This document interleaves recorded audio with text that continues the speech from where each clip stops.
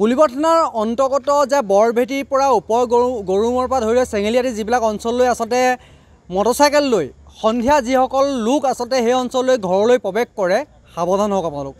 সাৱধান এইকাৰণে হ'বৰ কাৰণে কৈছোঁ যে মটৰচাইকেল লৈ অহা ব্যক্তিক আপোনাক ৰখাই যেটো তেওঁ সহায় বিচাৰি হয়তো আপোনাক চুৰিকাঘাতৰ দৰে ঘটনা সংঘটিত কৰিব পাৰে। এনে ঘটনা সংঘটিত হৈছে আজি যোৰহাটত আৰু যোৰহাটৰ যিটো অঞ্চল বৰভেটি অঞ্চলত।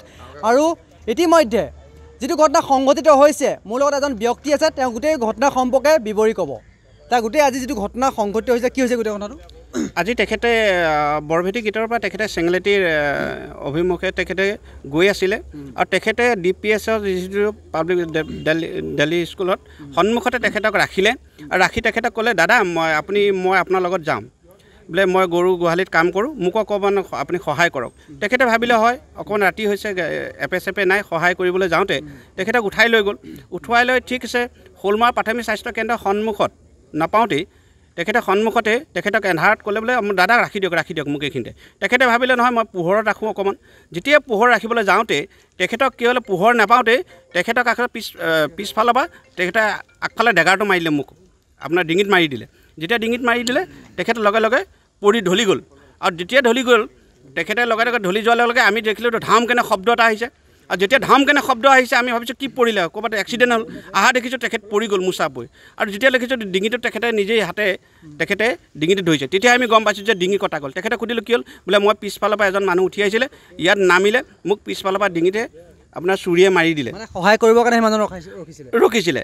তেখেতক নমাই দিবলৈ দিলে আৰু তেখেতে নমাবলৈ যেতিয়া ধৰিছোঁতে তেখেতক এনেকুৱা ক'লে যে পিপ্লেন, এইটো পিপ্লেন আচলতে ডকাইত, এইটো ডকাইত বুলি ক'ব লাগিব। সেইকাৰণে লগে লগে ডিঙিটোত মাৰি দিয়াৰ লগে লগে ধামকা পৰিলে। আমি তদাৰকে ভাবিলে মেডিকেললৈ লৈ আহিছোঁ। মেডিকেললৈ লৈ প্ৰাথমিক স্বাস্থ্য কেন্দ্ৰলৈ লৈ গ'লোঁ। তাৰ পৰা এফআইআৰ কৰি দিলে। আমি লগে লগে গাড়ী আমি তিনিজন আমাৰ প্ৰকাশ দাস, দেহদা। কিমান জখম হৈছে? জখম মানে যথেষ্ট জখম। তেখেতে অকণমান বাচিছে তেখেত।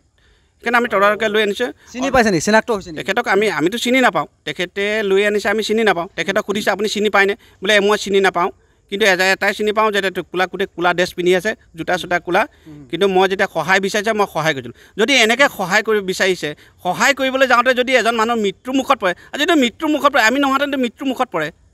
আৰু এনেকুৱা নপুজা ঘটনা আৰু আমি শুনাও নাই এনেকুৱা যে আমাৰ এই অঞ্চলত যে এনেকুৱা ঘটনা ঘটিব আমি কেতিয়াও শুনা নাছিলোঁ। কিন্তু যদি সহায় কৰিবলৈ যদি এনেকুৱা ঘটনা হওক, আৰু ভাল মানুহৰ কাৰণেওতো আজি বিপদ ঘটিলে, আমাকো কোনোবাই যদি ক'ব তেতিয়া আমিও এবাৰ চিন্তা কৰোঁ।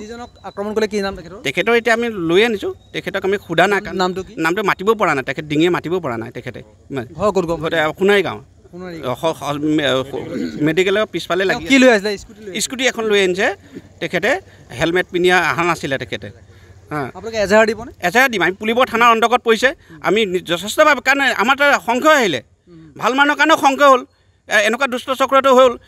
এনেকুৱা দুষ্ট চক্ৰ হোৱাৰ লগে লগে গোটেই অঞ্চলটো শেষ কৰিব। কি ক'ব আপুনি? কি ক'ব গোটেই ঘটনাটো? কি ক'ব আপুনি? গোটেই ঘটনাটো কি কৰিম? আচলতে তেখেতৰ দোষী শাস্তি হ'ব লাগে আৰু তদন্তক্ৰমে পুলিচ প্ৰশাসনে বিচাৰ কৰিব লাগে সোনকালে, অতি সোনকালে তেওঁক দোষী শাস্তি কৰি ধৰি পিনে পূৰা শাস্তি। এনেকুৱা ঘটনা নাই, এনেকুৱা ঘটনা আগে পিছে হোৱা নাই। বৰ্তমান আজি এইবাৰ ফাৰ্ষ্ট, আৰু ভৱিষ্যতলৈও নহওক বুলি আমি আশা কৰোঁ।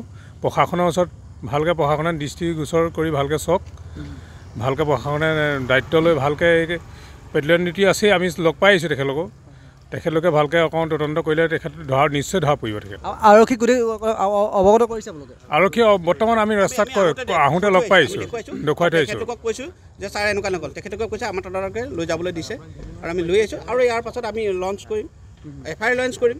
আমাৰ আচলতে উপযুক্ত এই শাস্তি। আৰক্ষী গৈছেনে জেগালৈ আপোনাৰ? আৰক্ষী বৰ্তমান আমি লগ পাইছোঁ। তেখেতলোকে এতিয়া যাব নিশ্চয় যাবই চাগে।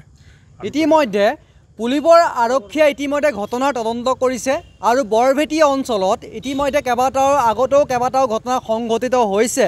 যিহেতু ইয়াৰ যিটো তদন্ত কথা কৈছে আপোনালোকে বা তেওঁলোকে যিখিনি মন্তব্য আগবঢ়াইছে যে পূৰ্বতো এনেকুৱা ঘটনা সংঘটিত হৈছে। ইতিমধ্যে গৰুমৰাৰ পৰা বৰভেটি অঞ্চললৈ যিটো পথ আছে সেই পথেদি যে মানুহক সহায় কৰিবলৈ যাওঁতে চুৰিকাঘাতৰ দৰে ঘটনা সংঘটিত হৈছে। ইতিমধ্যে পুলিবৰ আৰক্ষীয়ে তদন্ত কৰিছে আৰু গোটেই ঘটনাৰ সমগ্ৰ ঘটনাৰ বিষয়ে বিৱৰি ইতিমধ্যে যি ভুক্তভোগী লোক আছে যিসকলে আছে উদ্ধাৰ কৰিছে সেই উদ্ধাৰ কৰা ব্যক্তিসকলে ইতিমধ্যে সংবাদ মাধ্যমত প্ৰকাশ কৰিছে যে কিদৰে এই গোটেই ঘটনা সংঘটিত হৈছিলে তেওঁ কিদৰে পিছফালৰ পৰা চুৰিকাঘাটৰ দৰে ঘটনা যিটো পিছলৈ চুৰি মাৰি ডিঙি কাটি দিছিলে এই গোটেই ঘটনাটো ইতিমধ্যে তেওঁলোকে বিৱৰি কৰিছে আৰু ইতিমধ্যে পুলিবৰ আৰক্ষীয়ে ঘটনাৰ বিষয়ে তদন্ত আৰম্ভ কৰিছে।